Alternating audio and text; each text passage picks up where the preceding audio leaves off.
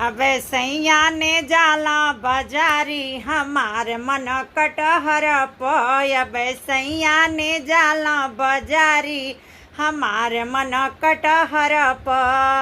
कहते सुनत सैया गई बोझ कैला, कहते सुनत राजा गई बोझ कैला।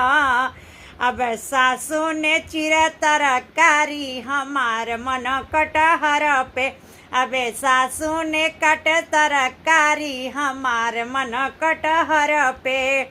कहते सुनत सासू कट बोझ कैली, कहते सुनत सासू चिर बोझ कैली। अब जेठनी ने छोक तरकारी हमार मन कटहर पे।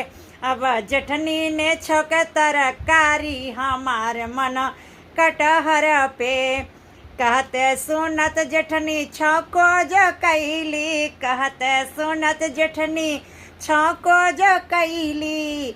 अब ननदा ने चिख तरकारी हमार मन कटहर पे। अब ननदा ने चिख तरकारी हमार मन कटहर पे।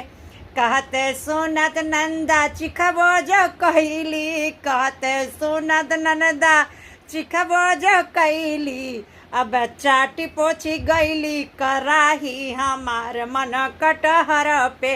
अब चाटी पोछी गैली कराही हमार मन कटहर पे।